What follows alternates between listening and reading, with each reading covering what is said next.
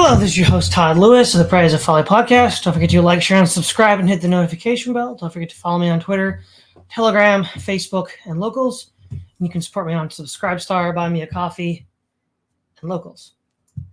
So today will be more of an actual casual stream. I'm here to talk about Age of Empires, and not just how Age of Empires inspired me on this journey, which began with history, but has since grown to include philosophy, social science, economics, religion, so on, but also just the times I remember playing the game back in the day. I'm old enough to remember when Age of Empires 1, which came out in 1997, was a new game. I don't know if I played it in 97, but by the time Age of Empires Rise of Rome came out in 1998, I had been playing Age of Empires 1, and that was new when it came out.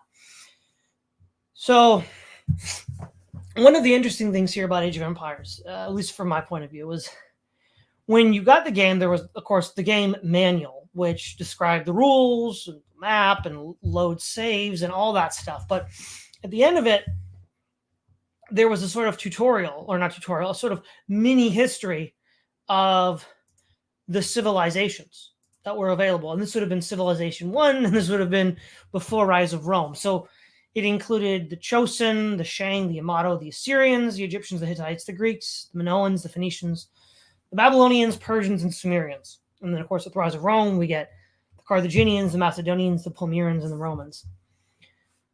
That was just the coolest thing ever. I remember when I must have been like 11, 12, 13, that time period. I was just reading these manuals all the time. And of course, Age of Empires II also had a manual. And then, of course, there were the strategy guides, I read those as a kid as well. And they also included material and content about these civilizations. And of course, I didn't realize that this actually meant that, hey, there's going to be the idea of that there's actually histories. These are actually real civilizations that have history books written about them.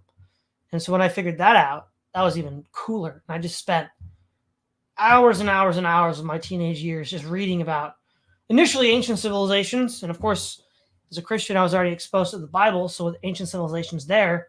But then that just kept ramping up until I got to the modern age, which, would have, by the time I got to college, would have been around the War on Terror. And I sort of like, okay, so we read history up to that point. But it all started with Age of Empires. Because at that point, I was more into like the biological sciences, like animals. I used to love watching the natural. What was it? There was a Discovery Channel show. I think it was called Wild Discovery or something, which had like hour-long episodes about animals and their life cycle from birth to death, basically. And that was great. And I was into dinosaurs as well. But then, 1998, it all changed. And it's Age of Empires, so props to Microsoft here. They really opened that window up for me. Now, so from 97 to say 2000 is when you get Age of Empires, Age of Empires Rise of Rome, Age of Kings 2, or Age of Empires 2, Age of Kings, then Age of Empires 2, The Conquerors. Now, beginning around 2013 on Steam, there's an HD re-release of Age of Empires 2. And then that continues and continues. And then in 2019 and 2020, we get 2018, we get the definitive Age of Empires edition, which is totally revamping Age 1. And then 2019 Age of Empires 2 definitive edition, totally revamping those. So somebody in the comment here, Balanulian, I never played it. Does it hold up? Worth a try. Well, it's going to be a little hard playing the original. But again, like I said, on Steam, you can buy a totally revamped, up-to-date version for modern PCs of Age of Empires, the definitive edition, Age of Empires 2 definitive. Which, yeah, I would recommend if you haven't played before. It would be actually extremely hard to play Age of Empires 1 and 2 now because there's a lot of quality of life features that video games have added. Like the idea of the queue, where you, as long as you have enough resources, you can queue up to some arbitrary limit of unit that you want to build from a barracks or a stable. Didn't exist in Age of Empires 1. It was added with Rise of Rome, but it was capped at a certain number, I think. All of those things have been ironed out. And pathfinding in Age of Empires was awful. Like soldiers and workers would get lost and they wouldn't deliver resources. Sometimes it'd be a real hassle. A lot of that's been fixed too. So there's that. Now, also, this is before we had large internet connections, so there'd be like LANs, local computers connected. And I remember playing Age of Empires with some of my friends. I never really had enough friends that had computers that we could all, play a huge multiplayer. Usually, like, at most two. I think my brother and someone else was the most we ever did. But it was fun. There was like some really gimmicky tricks where like you just like have a settler walk into an enemy base and wall off their town center so they can't build anything. So if they're not like paying attention, you just won the game because they can't build any settlers now. Not settlers, workers. But I mean, a human player would catch that and kill your guy before he could do it. But there was that. And so this is really, obviously there's a lot of nostalgia feels here. It's a great set of games. I played probably thousands of hours. And also it helped lead me into this trajectory that I'm now on. Now I haven't really re-engaged with the definitive editions. I mean, they're cool and all, but I don't know. It's more just remembering the past and also just how it directed me in this way. I remember I was definitely more of a campaign player. I love the campaigns. And it was always I always kind of wanted to beat all of them. I never quite beat all of them. So in multiplayer when the games came out, it was really hard to do multiplayer.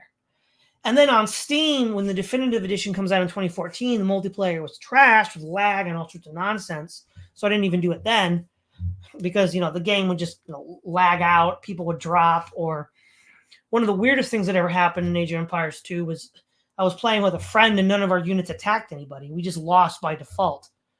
It was a really weird glitch. So the multiplayer even then wasn't great. So I never really had that experience. But I did skirmish mode, what they call comm stomps, stomping the computer, and then also campaigns. Now, in the original Age of Empires, there were the Egyptian, the Greek, the Babylonian, and the Yamato campaigns. And then the Rise of Rome added, I think it was the Enemies of Rome, the Rise of Rome. So that'd be like from like the early Republic down to defeating Carthage. There was one about Imperial Rome and its civil wars, and then one which oddly ended with Attila the Hun, which is a weird campaign there as well. So if for the original, I beat the Egyptian was a tutorial, so that was pretty easy. And then there was I beat the Greek. That was a little bit harder. Never did beat the Babylonians. The Babylonians was one that was just, for whatever reason, really difficult for me to beat. And I still haven't beaten the Babylonian campaign. And then with Rise of Rome, so there's Rise of Rome, which is from the early Republic to beating Carthage. And there's Ave Caesar, which is the Julius Caesar. I beat that. I beat Rise of Rome. I beat the Enemies of Rome, where you play as Rome's enemies. But Pax Romana is like the Imperial era, and it ends with a battle against Attila the Hun. I never beat that because, like, as soon as the game starts, Attila the Hun builds a wonder, and it's like, yeah, he's already a kitted out. I think the faction is the Hittites in the game, already kitted out. Can't really. It was really hard to beat, and I was too young to beat at the time. But the interesting like play styles that you could do. One of the things is that there's always the rush versus turtle strategy. I always prefer turtling, so I love just walling off my civilization and then gathering resources, building up, and then going right at it. Now, some of my favorite civs, I really, really did like the Yamato. They were sort of like reading history. I sort of developed a fascination with the nomadic peoples of the steppe, and the Yamato were the closest civilization in Age of Empires 1 to that. You could upgrade to the Cataphract, which is the final upgrade for cavalry, heavily armored fighting unit. And then I think it was heavy horse archers. And you could just... The main weakness of the Yamato was they didn't have highly developed catapults. So somebody with lots of towers would be very difficult for them to beat. Because normally you'd need heavy catapults to defeat towers, and they didn't get that far. It goes from stone thrower to catapult to heavy catapult. But they had a great campaign, and it was fun playing with them. They kind of reminded me of the nomads mostly. That's why I played them. The other interesting thing is some civilizations were like mirror. So the Romans and the Chosen both focused on infantry. But the Romans had an attack speed bonus for their infantry, which went from like short swordman to legionnaire. And the Chosin, which represented ancient Korean civilization, had hit points. And at first I thought, well, wouldn't the hit points have the advantage? But whenever you went into like the game editor and just like pitted them against each other, the attack speed always won. And I think you had a similar pairing with the Yamato and the Persians with ships. The Yamato, I believed, had a bonus to hit points, and the Persians had an attack speed bonus to their triremes, and the Persians would, invariably win, which is weird, right? Because you'd think the Greeks should get the naval bonus because the Persian Wars and all that, but it's a video game, they do stuff. And yeah, I also loved playing as the Assyrians and the Hittites. They had great archers, chariot archers, horse archers. Well, what's interesting in Age of Empires in general is, you play long enough into the Iron Age and beyond, you start running out of gold. So you have to start defaulting to other units that don't need gold. So chariots they cost food and wood, which is plenty of food and wood. It's kind of interesting. You can start off and they are kind of useful in the Bronze Age because you go from Stone Age, Tool Age, Bronze Age, Iron Age. They're very useful in the Tool Age or Bronze Age, and then it's like Iron Age are kind of obsolete until you play the game long enough and you run out of gold. In which case, oh wow, they're all of a sudden quite useful again. Especially if you can upgrade them to scythe chariots, which do AoE damage to everyone around them. So if you have a bunch of scythe chariots attacking a building, anybody that pops out takes instant damage, and it's pretty nasty. But again, that's really more of a late game, if you will. Anybody with a full siege workshop is great. The Helepolis was a ballista that was like in the game terms, like a machine gun. It just fired so fast it could devastate anything. Though it was weak to heavy catapults, which did AoE damage, and if you didn't get out of the way, they'd squish you. So, but like the Carthaginians, the Romans, the Macedonians, the Greeks all had full siege workshops, so they could be real fun. Elephants were great, so Carthage, Phoenicians, and Macedonians. There was a weird civilization design feature where the Macedonians didn't get temples or priests, which kind of sucked because priests were how you healed people. And it made it sound like the Macedonians were atheists, which was just weird because they obviously weren't. I don't really know why they had that design feature. In the in-game version, the Egyptians were sort of the priest faction, and so they had the best priests. There was most games, then the population caps for Age 2 are way higher, and I assume for the definitive editions, they're way higher for both games. But it was around 50. And I remember that's what I got used to, just a cap of 50. Units total. Ships, workers, soldiers, whatever. So one of the really interesting things you could do if you're Roman or Chosin or anybody with a strong infantry base is you could go to your government center, which is where you research certain technologies, and you can research logistics, which meant that every barracks unit cost half a population. So you could raise, 2 for 1. And that could be quite devastating because, you could just have so much more units on the board than your opponent because they weren't able to build as many. It was kind of like your swarm or human wave tactic. It was really effective against, not so much against elephants and not so much against towers, but against other units, it could be quite effective. Even though, cataphracts were great or chariots were kind of good. If you just outnumbered them so much that they just were overwhelmed. And the campaigns were great. I mean, I can't talk about how great the campaigns were. Just all the detail they put in, there were heroes you could have in the campaigns. Like for the Greek campaign, you could fight the Trojan War, and there was Achilles and Hector. They were like hero units. It was great.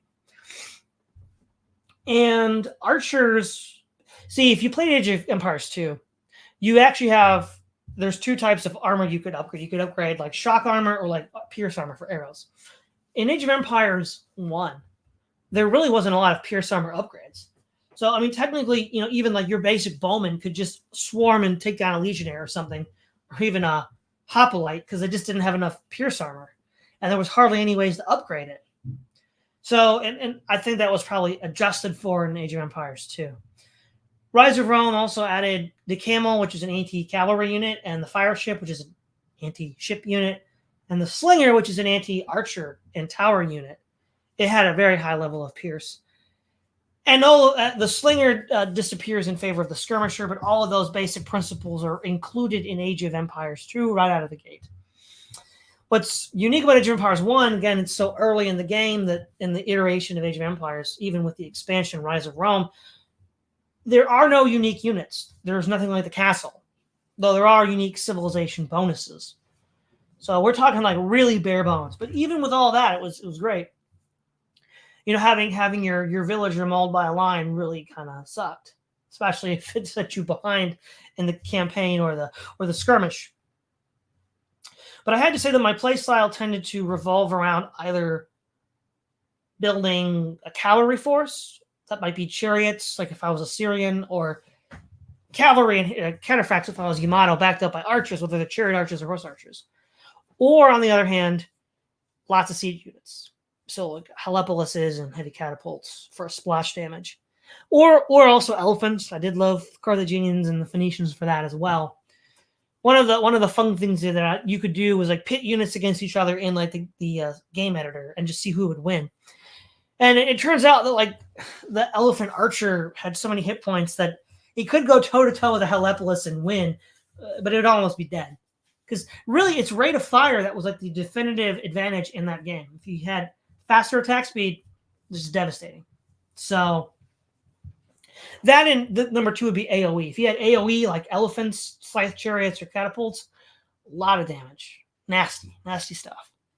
So that's sort of Age of Empires. Now, Age of Empires 2, I definitely played more, especially on Steam, because HD came out like 10 years ago. And there was a lot more there. They added castles. And so you had Dark Age, Feudal Age, Castle Age, Imperial Age. Same 4 ages. And then the Castle Age, you get the castle, which is a large defensive structure, as you might imagine, but it also gives you unique units. And that's where things start to get a little more interesting, because now these civilizations, it's not just, well, you all have the same tech tree, and you get some units over here, but not some units over there, or technology, vice versa. But now you actually have unique units, which actually which makes your faction feel more different from someone else. There's still regional architecture, so like, you know, Germany, England, France, Spain, or Britain all have the same, you know, Western European architecture, Goths. And then you have like Middle East architecture, like Turks, Persians, Byzantines, you know, and then East Asian architecture, Koreans, Japanese, Mongols, Chinese, you know, stuff like that. But now you have these unique units. And then with the Conqueror's expansion, you then get unique technologies, which are also an extra level of flavor. Now, with the campaign mode, I mean, wow, Age of Empires 2 really did wonders with the campaign mode. So, again, that's what I probably played the most of. In Age of Empires 2, the original release, you had a Genghis Khan scenario. You had a Barbarossa, the German Holy Roman Emperor scenario. You had the Saladin scenario, and then Joan of Arc. Oh, and in the introduction, William Wallace intro campaign, kind of like your Egypt. I beat all of those, but Saladin, the last Saladin mission, is really hard because you start off with like 4 enemy civilizations, and then one of them builds a wonder immediately, and it's like, wow. Beelining to beat him to get to destroy that wonder was just too hard. I just couldn't do it. But I beat all the others.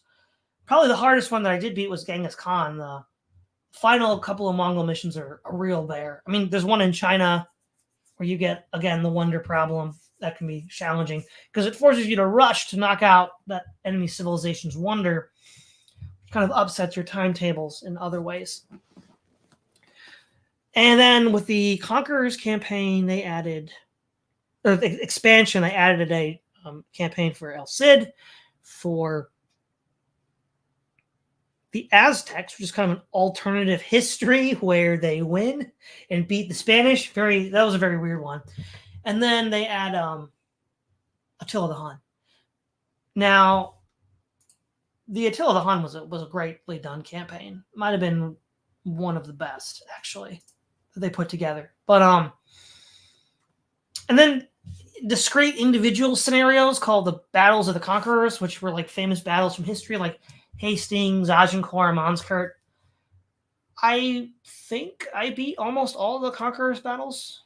I remember I just when HD came out, I really did try. Let's see, they have. Yeah, I think I did. It was challenging, but you have in the European quarter, you have Hastings, Agincourt, Tours, and Vinland Saga, and then in the East Asia, you have Kyoto, which is from the Japanese shogunate period, and then use of turtle ships in Korea, Noryang Point. Then you have the Mediterranean, Mainz-Zerkirchen, and Lepanto. So those were fun too. It was like a campaign, but just a single mission. And so I probably should have actually started with the civilizations that were included in the original. So in the original Age of Empires 2, you had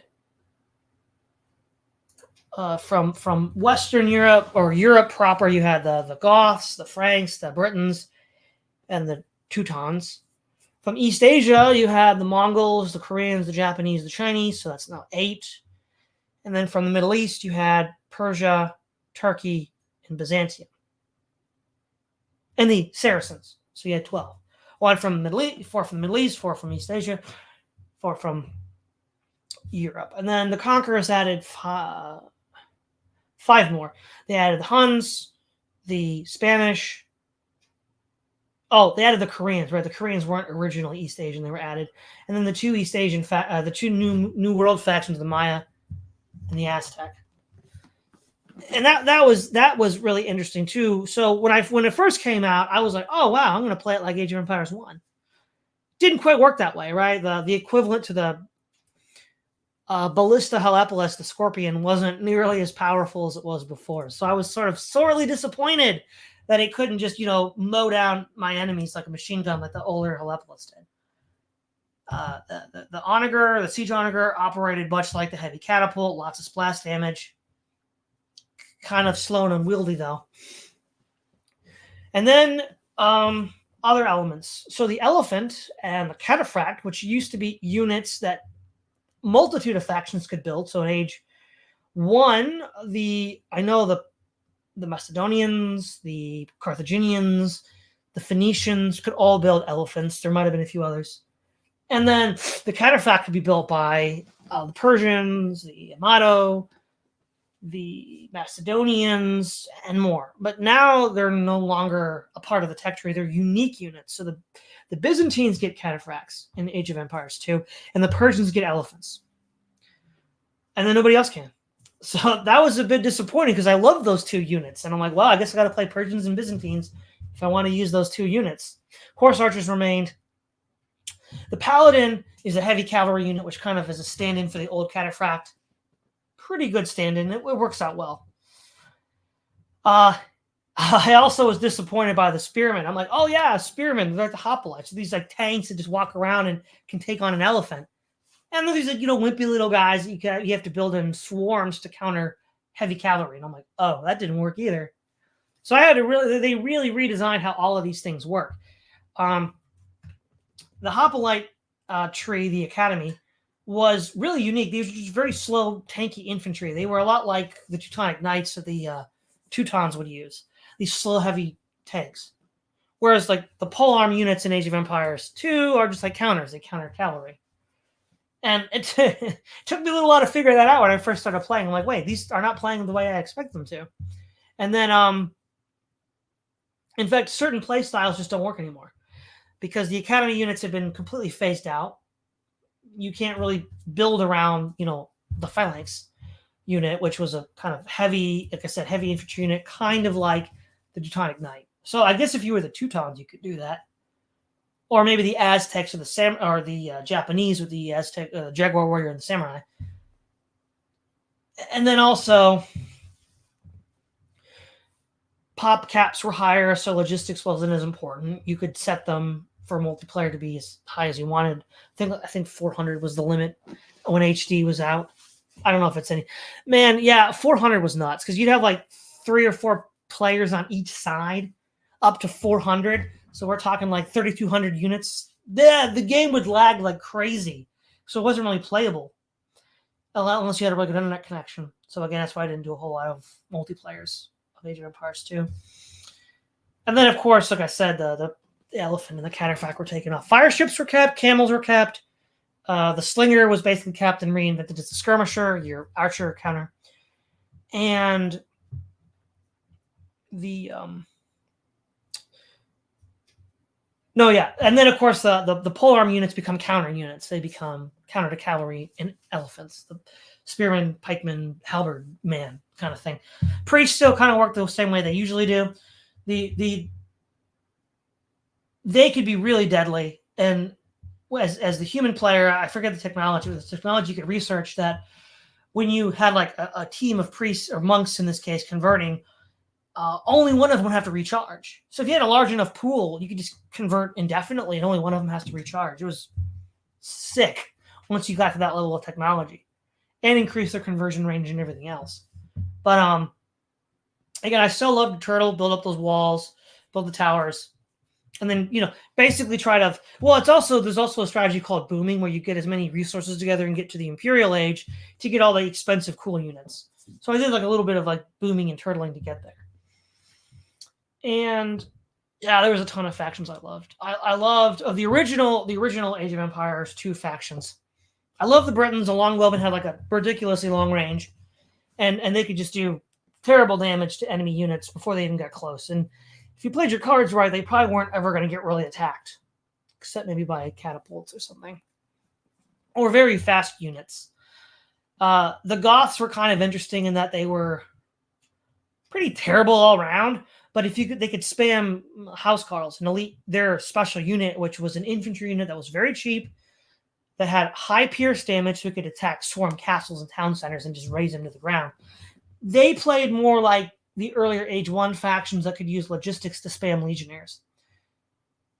So if you could get that engine going early enough, you could really pummel people. But the longer the game went, the weaker the Goths would become. Unless the game went so long that you ran out of gold again. That problem was easier to fix because you could build markets not only at sea, which is what you could do in Age 1, you could also build them on land. And then you just trade with your ally, and you'll always have some gold coming in. So you won't have like a total. If you played a land map in Age of Empires 1, you'd run out of gold at some point. That's it, because there's no docks. So that was kind of annoying, which is sort of fixed in Age 2. With unique technologies, the Byzantine cataphact could deal trample damage. Sort of like the scythe chariot. In fact, chariots are all phased out. There's nothing really like the chariot anymore. So that's gone. A lot changed. I mean, arguably you could say it's for the better because the game is more new, more complex, more flavor. But again, that first jump was really hard when I was a kid. I was like, wait a minute, this is not working the way it's supposed to. At least what I had been expecting from the first game. But again, some things did. Camels countered cavalry. Skirmishers countered archers, and fire ships countered, ships. So that all still worked. They also added the demolition ship, which I didn't really use a whole lot of, and the petard, who I did use a lot of. Basically, a suicide bomber unit that could just like blow up buildings and stuff. They were kind of interesting to use as well. They added archers were both better than they were before, but they were easier to counter. Because you had more abilities to upgrade your pierced armor. I think in Age of Empires 1, you just had like one technology and that was it. So it was like, even a basic bowman could take down, enough of them to take down a legionary unit, whereas this would be a lot harder. But there were so many great like archer civilizations. Again, I mentioned the Britons. They had the longbowmen, excellent. China had the Chukonu, the rapid fire crossbowmen. That was fun. You had a lot of fun with them. What other arch units were cool that I used to play with? The one downside is that the Britons didn't get thumb ring, which meant that the archers were thumb ring helps track, ballistics rather helps track. They both do a moving target, because archers would have a hard time hitting a moving target, and the Britons didn't get that, I guess, because they thought it would make them too busted. I was like, okay, whatever. The range was so good, it didn't matter too much. I love the gunpowder civilization, so like the Turks and the Spanish. Because you could get gunpowder units in the Castle Age with your castle, the Janissary and the Conquistador. And the Conquistador the Janissary was just a foot soldier with a gun, hand cannon. And some civilizations get hand cannoneers. And what was nice about them is while their guns couldn't, track a moving target because there's no technology for that, like thumb ring, they ignored pierce. So you might have a guy with a ton of pierce armor, but it didn't matter because the bullet just went right through him. And then the Conquistador was like a mounted hand cannoneer, so like a horse archer kind of thing. Really cool. They also had like a mobile monk unit who couldn't pick up relics. Because relics were like these things you could pick up, store in your temple, and generate gold. That was another way to create gold generation in that game, even after you ran out of gold. So the long game with the expensive units becomes more doable. They also added farm queues, which is an absolute lifesaver. That was a real pain in Age of Empires 1. You hear the little farm used up sign, and it's like, oh, come on, I gotta go back and reseed all the farms. That was kind of a pain in the neck. But with, farm queuing was great. Just queue up the mill to automatically reseed the farms and just do it. When you have a lull in the battle, just do it again and you're good to go. It's fine. It's great. So there was a lot of quality of life improvements Age of Empires 2 added, which made it a lot easier to play. To get pathfinding was fixed. People didn't do, your units didn't get lost and do, stupid things like have all your villagers walk in front of trees and just get stuck and not deliver their goods. Yeah. The other thing that changed, which was interesting, fishing ships were actually the best way to get your food resource in Age of Empires 1. In Age of Empires 2, not so much. It was actually, farming got better over time. So, now if you played like a non-water map, you couldn't use fishing ships. So, it was a little more balanced than, I think, Age of Empires 2. And what was cool about the Spanish is ballistics as a research would affect their cannon galleons. So their cannon galleons were a little bit more accurate, could a little bit more track moving targets. So you had a wall of galleons with the heavy duty health and then the cannon galleons behind them. And you could just push the field naval wise and even beat the Koreans who had the turtle ships. Another civilization, I guess you could say it's a gunpowder civilization because the turtle ship uses a cannon, was great. I love them. They had a technology, I think, called rockets or rocketeering that allowed their mangonels, siege onagers rather, to have like a range of 12, which outranged a castle, which meant you could just basically have a whole army of these things and just level enemy fortifications. Their unique unit was the war wagon, which is like basically a galleon on the land, lots of armor, or lots of health, lots of pierce armor, fire basically a powerful ranged attack. And I used to just go around with the war wagons up front, soaking up the damage, and then the siege onagers just flattening everything in front of them. It was a pretty devastating strategy. Didn't work quite as well in the HD edition because they kind of nerfed the siege onagers. A little disappointed there. But, and I have no idea what the definitive edition's like. The meta is just so far from where I was back in the day. It's like, I wouldn't say a totally different game, but it's a very different game. I never really did Wonders. It's funny, right? Since I did a lot of walling up and turtling, you might think Wonders would have been the way I played, but I didn't really play the Wonder game. Just wasn't what I did. And so, though what's interesting is in Age of Empires 4, there was just basically 4 Wonder types. East Asia, let's see, there was one for like Mesopotamia, one for like the Greeks sort of thing, and then I think one for like the Egyptians. And they were just 4 types. But in Age of Empires 2, each civilization had their own unique wonder style, which is really cool. I thought that was really cool. Again, adding that unique level of flavor and complexity to the game. And again, it's hard to describe like what it felt like, right? Because this is right when, especially RTS video games, are getting big. I mean, Westwood had their Command and Conquer, I think, like 1995, 96.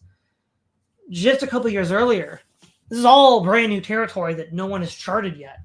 So Age of Empires was just huge. It was just the coolest thing at the time.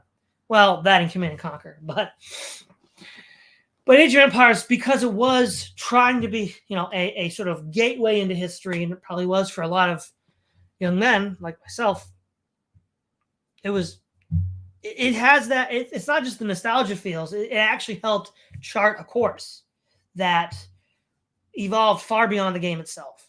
So there's that level of like respect that I have for what it brought. And it's still around today. I mean, people are still playing it on Twitch. I mean, it's a game that will probably be around as long as we have computers before there's an EMP or something. So props to Age of Empires or Microsoft. They really did figure out, this amazing set here. The I also love the designer mode where you get like there were hero units, there were like special units. I didn't really like build the maps. That was a little too hard for me, but like just setting up like situations. I remember one time my brother was like saying, well, look, the English longbowmen are going to lose to the Mayan plumed archers. I'm like, that's just ridiculous. That's not going to happen. So I did like a 20 versus 20. And yeah, they did lose, which was so dumb. And I'm like, how did they lose? Because in reality, right, there's no way like Native American archers are going to be a longbowman, but game mechanics and everything, it was like, okay, whatever. Just how it was. But yeah, the Mayan were great. They had strong walls and powerful archers. They were another fun civilization. Of the Huns were probably I don't know. I like the Koreans, the Huns, and the Spanish. They were all great, but for like the Nomad Age that the Yamato scratched, you'd think the Mongols would have been my favorite, but the Mongols didn't get Paladin. They didn't have this like heavy hitting shock cavalry, so it kind of left this like gap in the Mongol battle line. Whereas like the Huns could get Paladin, heavy horse archers in their own unique unit, the Tarkin, which could just it was like a raider unit that could like had attack bonuses against buildings. So I used to actually prefer the Huns to the Mongols in the game term sense because they scratched that itch a bit better. The little bit I played HD, I played the Slavs a bit. That was like a Russian faction. They were kind of cool. I played a couple multiplayers with that again before I just quit entirely due to the poor connection and poor support at the time. It was just coming out. And yeah, I mean, again, it's just I remember just playing, hundreds of hours of Age of Empires 2, just on these expansive maps with like, multiple civilizations, just, calm stomping the computer with my favorite civs. Again, I love the gunpowder civs, the Spanish and the Turks, the Huns. In the Age of Empires 1, my favorite campaign was probably the Joan of Arc one. That was very well done. Really kind of leaned into the lore there. That was fun.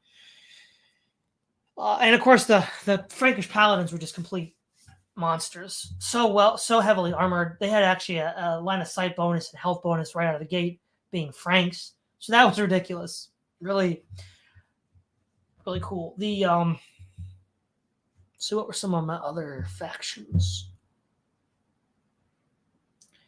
Japan, the samurai were kind of weird in that they had a bonus against other special units, which the samurai is a little too expensive to be a counter to other special units. It just kind of wasn't really a great design feature for the samurai. So the Japan was not, in my mind, quite as cool as it could have been.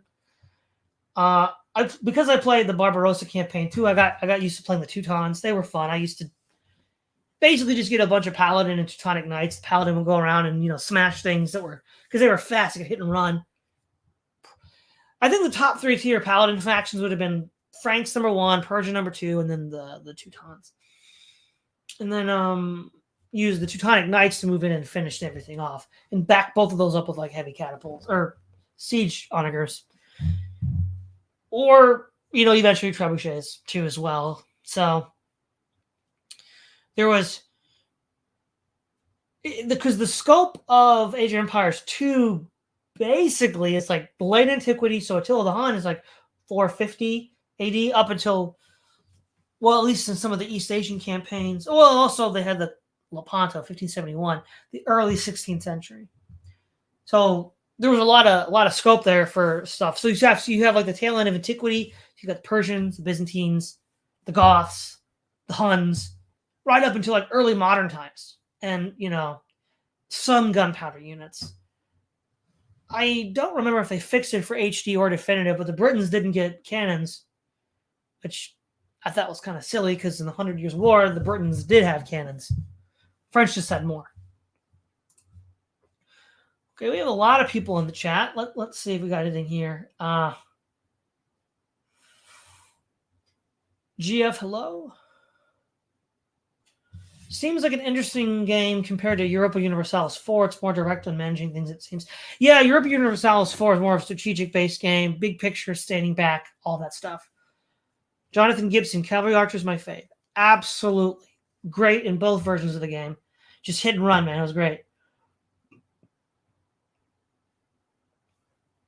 Hashim Awan, is there a game in which Francis Drake battles the Spanish Armada? If you mean in Age of Empires, no. Though technically, that would have been within the timeline that the game had, so it's theoretically possible. They could have included it. Baulenulian, campaigns follow actual history. Sounds like a great streamlined way to teach history in a linear way. Future Minister of Base Education, take note. I mean, yeah, it's a video game to be sure, but yeah, there is this attempt to expose younger, in this case, men to history in a somewhat ordered form. I mean, a good example from the original would be the Greek campaign, or Ave Caesar for the expansion, or for the Rise of Rome. A good one would be Joan of Arc, and then, or not Joan of Arc, Age of Empires 2, Joan of Arc. And then also, if we're talking about the expansion of Conquerors, Sin Attila the Hun were excellent campaigns. Record deepness. Trying to lure a boar close to the town and getting the villager killed was not. I think you mean and not getting the villager killed was tough. Yeah, that was tough. That was really hard. Really hard. The Zesty card. Thanks for talking about these games. Yeah, no problem. It was one of my faves growing up in the day. Record deepness. AoE 3 had some wild campaigns. I never really played AoE 3.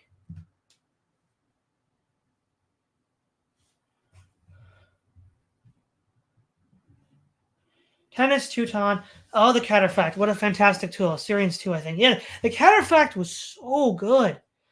I mean, you didn't want to send him into a hoplite, or the Academy Tree hoplite Phalanx Centurion. He'd get wrecked. Or an elephant. But almost anything else, he'd wreck them. He'd wreck the catapults. He was fast enough that enough of them could bum rush a Helepolis and take it out. Horse archers would be no match, because they're just as fast. They could just run them down. And then basic infantry units wouldn't be very good, because cavalry have a bonus to infantry. So it was a great unit. The Byzantine version that you get in Age of Empires 2, especially with the upgraded Logistica, which is trample damage, it was pretty awesome. I mean, you couldn't go toe-to-toe with a paladin, but if you had enough of these guys with the trample damage, any infantry is toast, because the Cataphract was made to defeat infantry. And then, of course, it was fast enough that you could run down archers too.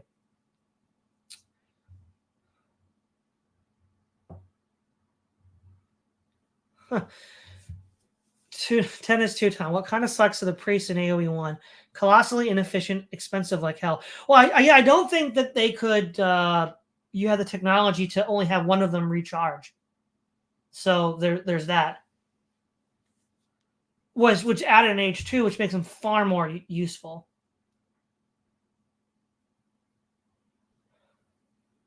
Tennis Teuton. Age of Mythology was also nice. Got it for a birthday, and therefore had a great excuse to buy a new computer the next day. Yeah, for whatever reason, I never got around to that. Koloff. Classic series. Absolutely. Tennis Teuton. Also funny when people would just place towers everywhere. Right, until elephants came in and demolished them all, or siege onagers. So I'm guessing this is your list of favorites. Gloff says Celts, Mayans, and with the new edition, Magyars. Tennis Teuton. I actually got my entry into RTS games with Dune 2 back in 1993 or so. I didn't play Dune 2, but I played Dune 2000, the late 90s remaster. That was fun. Tennis Teuton. Seems to me that Microsoft returned more unit balance and game intelligence to all of the versions with the definitive edition. Well, that's good to hear. The Zesty card. Speaking of RTS games, I got Empire Earth Gold Edition for my birthday when I was 15 or 16. That was in 2000. Oh man, Age of Empire Earth. Shout out for Novaya Russia. If that's not your favorite campaign, then I don't know if we can be friends. That Empire Earth was an incredible game, and then the Art of War, its expansion, also incredible.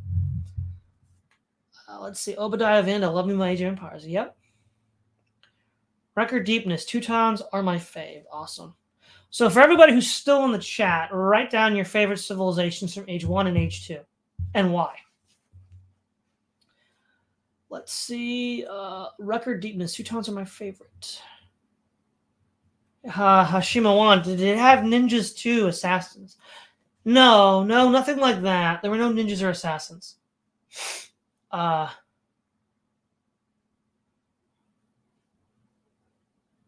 see. Hashima 1, here in the subcontinent, the Mughal Empire was the most powerful before the British came. I've studied it completely.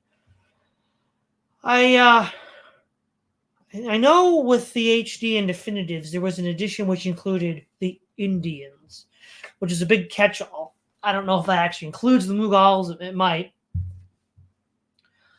All right, we have Mr. Maverickism. His favorite is the Franks. Okay, well, that's for Age 2, but what about Age 1? Zesty Car. That Novaya Russia campaign was very interesting, but I couldn't beat it. I didn't get past the second or third mission. Oh, well, that's because you didn't know some of the cheats. There's some really gimmicky ways to beat that. Okay, Tennis Teuton, Age of Empires 1, Assyria. Never played 2. Oh, man, you have to play Age of Empires 2.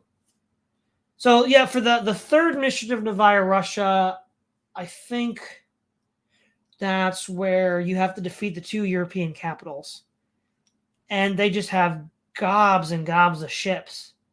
And that's where you meet the guy that designs the walkers on the little hoverboard.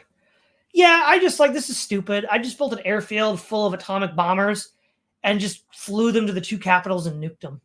The game was over in half an hour. I won. I'm I'm not going to fight this on the ground and have a 2.5-hour game trying to beat this. This is ridiculous. That's how I beat that one.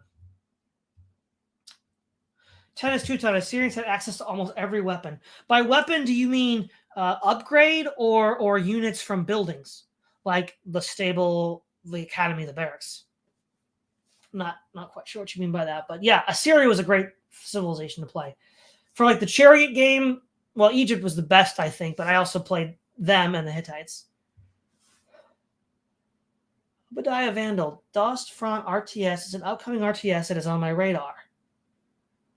Art style. Okay, interesting. Tennis Teuton upgrades. Yeah, that's what I thought. A civilization that gets all the upgrades, both attack and defense, for both archers and ground and melee units is just huge. It's such a powerful. There's not a whole lot of civilizations in Age 2 that I think the Byzantines come close to getting all the upgrades for attack units. But so I guess if I had to limit my favorite from Age of Empires 1 pre-expansion, probably the Yamato.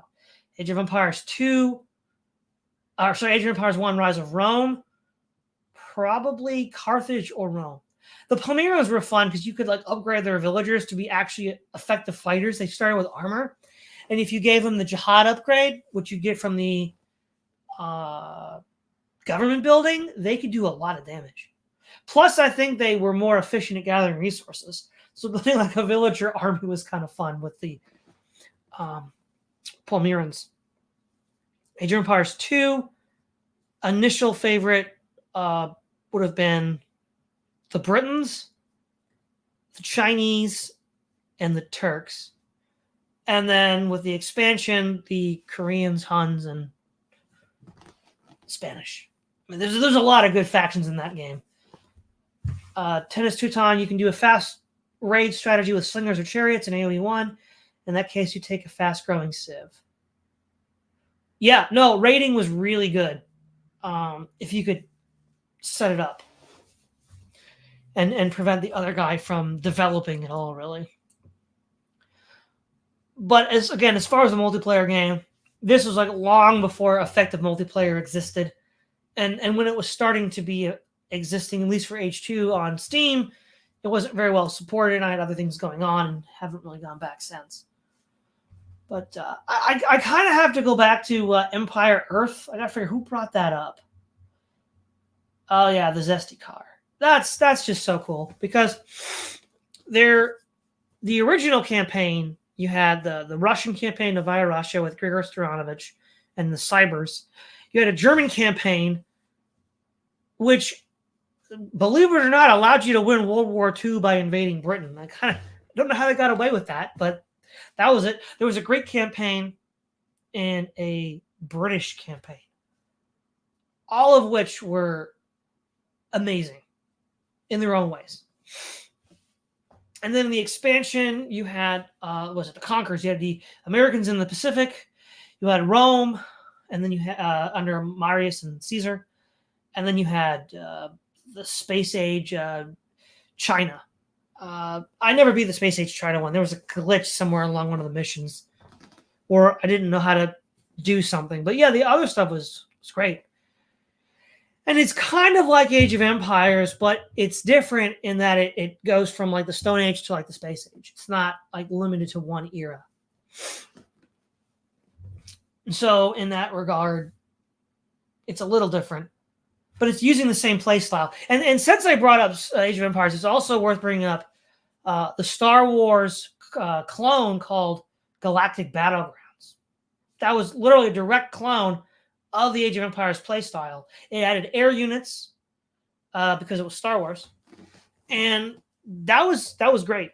You had with the Rebel Alliance, the Imperials. You had the Wookiees. The Wookiees were their own faction, and then there was an expansion for the Clone Wars, which included the Confederacy and the Republic. I think that was and the Gungans. So you had a total of 6 factions. That was fun.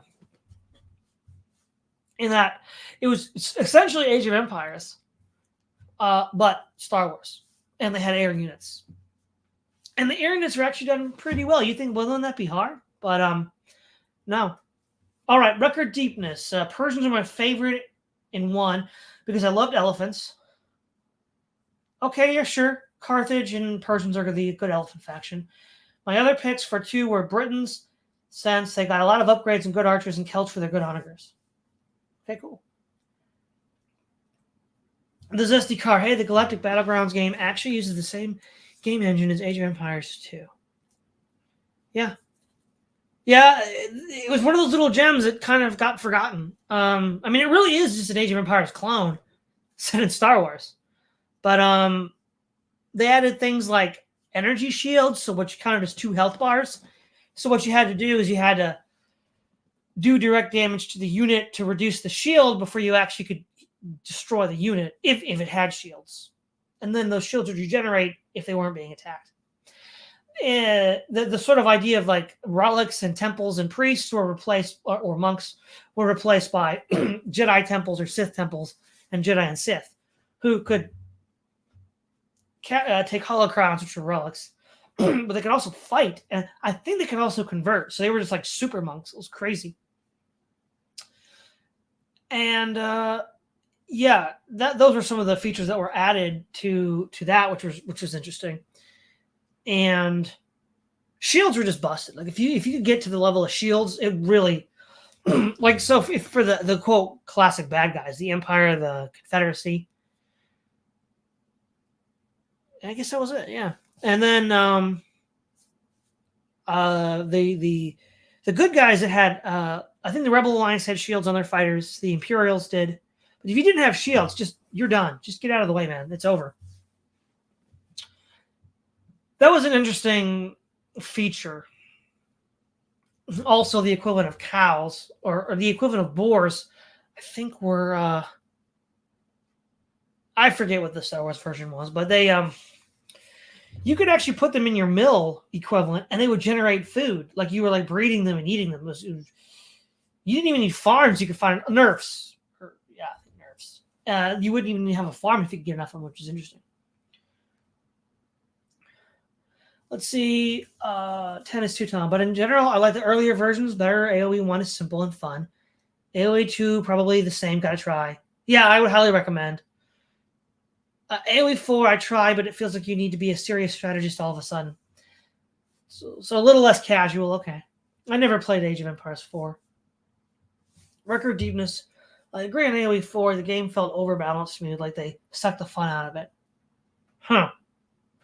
Well, okay, the other thing, too, with Age of Empires 2 especially, and especially with the Conqueror's Edition, there's some just wildly unbalanced civilizations. Like, if you were the Goths and you just started spamming housecarls with their, like, high pierce armor, any archer civilization was pretty much done for. Because you could just spam them out there, and the archers are no good. You just that's what those like China, the Britons, that's what they specialize in, and then you just negate that. Also, if you're Byzantine and you have cataphracts, you can sort of stomp any infantry civ because you have special attack to infantry and trample damage. So the Goths, the Japanese, well, the Japanese are a little more flexible. The Aztecs, the Goths, they're toast. It's just not balanced. Like if you're going up against like that, you're gonna be in for a real struggle. The Native American civilizations didn't get gunpowder, so going up against the Turks and the Spanish would be a real challenge. But you see, that's kind of interesting, right? The fact that they didn't try to balance it actually kind of gives you a lot of replayability, and it also adds flavor, right? I mean, because not all civilizations are created equal, right? They're not pretending that they are. You either just fold because this is a confrontation you just can't possibly win, but or you find some creative way around it. The Goths are just kind of done for if they go up against Byzantium or any sort of like heavy anti-infantry civilization, because that's all they really got. But some are quite flexible and can manage it, right? So Japan is flexible. They could, if you go in against their infantry with cataphracts, it's okay. You know, they've got archers, they've got cavalry, they've got other things they can do. And then gunpowder is kind of a, see, there's a rock, paper, scissors, right? Where it's like pole arms beat cavalry, cavalry beat infantry, infantry beat pole arms, right? Archers beat pole arms and infantry, skirmishers beat archers. Cavalry kind of beat archers, and then guns just kind of beat everything. It's like they're slow, they're a little clunky, not very accurate, but they pack a punch, and there's no real good counter. So that's kind of cool, which I thought was like, you know, including that element. And then if you're the gunpowder civs, you get them in the Castle Age, which is kind of awesome. Sitting out Janissaries or Conquistadors in the Castle Age is kind of busted. You can really do a lot of damage to guys early on. And Maverickism, Janissary firing line, yes. I did that. I did so much of that as a kid. It was great. Had to watch out for Paladin rushes and Siege Hunters. Not great going up against Siege Hunters. They I remember a couple of times when the AI just had like Siege Hunters. I didn't have scouts to like have a line of sight, so I just had these Siege Hunters pop out of nowhere and just like flatten my Janissary line. I'm like, well, okay, that's not fun. Yeah, so that happened. The really cool thing was the Saracens. They had I think they were the Mamelukes. They were camels that had a ranged attack. So they hard countered the Persians. Where the elephant was a beast. Like you had to either convert it or just like spam a bunch of spearmen because camels cost gold and they weren't worth losing to an elephant. But with the Mamelukes, you could just like, it was like a range of like 3 or 4, not very long, but it didn't matter because the elephant couldn't hit you. You just kited the elephant and took it out. So the Saracens hard countered the Persians. The Persians with their elephants would also hard counter any sort of infantry civilization. And they had strong cavalry as well, just like they did in Age 1. Persians were a real force to be reckoned with. But again, the Saracens hard countered them. They have very strong camels overall. So going up against paladins or something. And then against elephants, they have the ranged camel attack. Kind of busted. Record deepness. Conquistadors are really cool, but I had trouble playing Spanish, so I didn't get to use them that well. Well, they're definitely a late game civ. Like if you're like into rushing and the early aggressive maneuvers, Spain is not really your pick. Spain needs a lot of gold. And if you don't get your gold set up with like trade routes with allies or relics, then you're going to be hurting, especially late game. The one thing that was kind of sad was that they got rid of the chariot. Oh, well, obviously there's not chariots in the Middle Ages. I don't mean that. But they got rid of the chariot tier unit. Where like, okay, late game, gold's tight or there's no gold left. What do you send out to attack your opponent? Well, if you Age of Empires 1, you could just send out your chariots and they could do work. Just wooden food, right? Well, there really wasn't anything like that in Age 2. So that kind of left a bit of a gap. But then gold was easier to get, so I wouldn't say that it was a gap that was too bad, because then you could trade with your allies. So there's that element too. And what's I mean, going back to when Age of Empires first came out, and when RTS first came out, right? There had been, I mean, if you play a board game with friends, that's by definition a turn-based game. There was a lot of turn-based PC games because it was just easy to do. I move and the computer moves, or especially with play by email, then the other human moves. But like doing it in real time was like totally brand new. It was just like, wow, what is this? We're moving at the same time.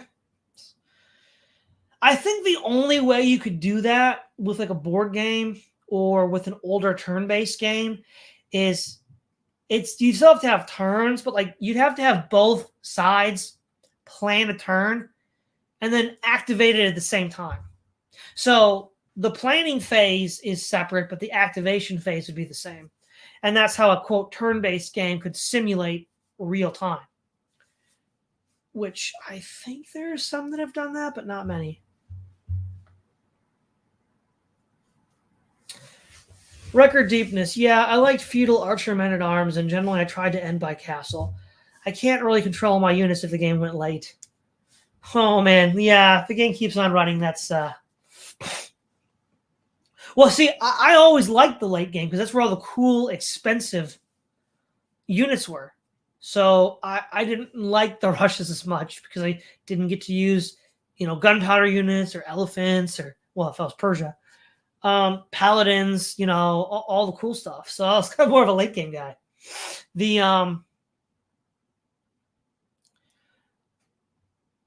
Yeah, somebody mentioned earlier trying to hunt the boar without losing your villager. That was always the early challenge. Can you keep your villager alive and not have it gored by the boar? But yeah, that was fun. And of course that so it's interesting with like RTS with the Westwood style versus the Microsoft style. And the Microsoft style, of course, was reused again by Empire Earth. I think actually Microsoft published Galactic Battlegrounds. Is that the economy is far more important, right? A Command and Conquer style game or a StarCraft style game. You have one resource. In Command and Conquer, it's Tiberian Sun, it's Tiberium. Well, then you eventually get two resources. You get the Tiberium veins, and you can like consume that if you're Nod to create a chemical missile. But otherwise, you just have Tiberium. And then you have ore and red alert. And that's it.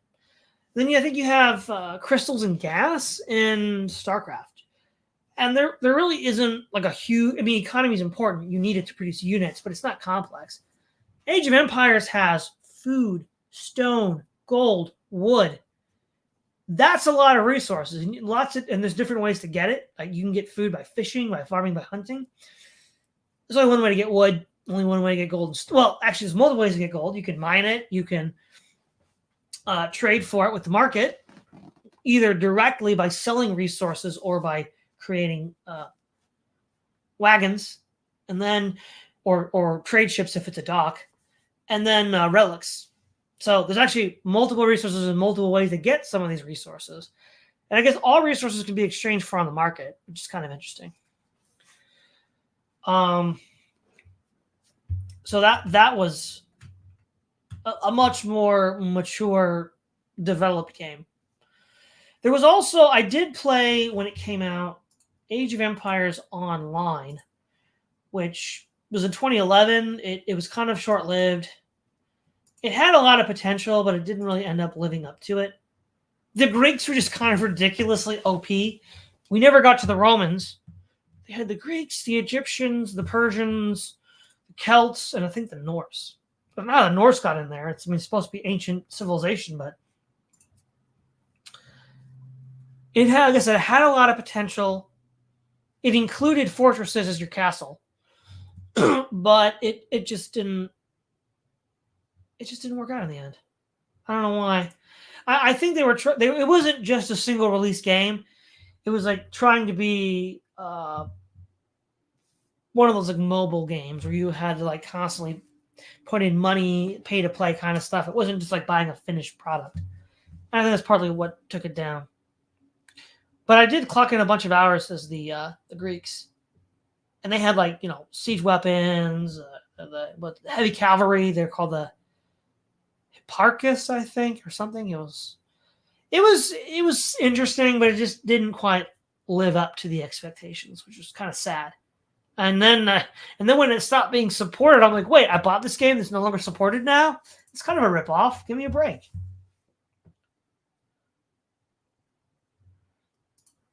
So, yeah, well, whatever.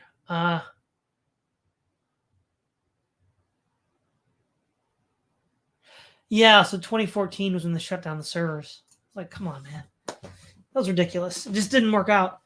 They were trying to shift the Age of Empires gameplay away to something else where you like buy skins and compete for prizes and stuff. And it had a lot of the same Age of Empires gameplay, but it wasn't really Age of Empires. Record Deepness. AoE Online was an early live service game, and it really should have taught people not to invest into live service. Yeah, that was the problem, and it just didn't work out. Well, everybody, I think that's sort of all I've got for today for Nostalgia Maxing on Age of Empires. Thanks for tuning in, everyone. I hope you enjoyed it. But yeah, this was a very important turning point in my life, and in part why I'm doing these shows today. So it's Todd Lewis, the Praise of Fly podcast, signing off.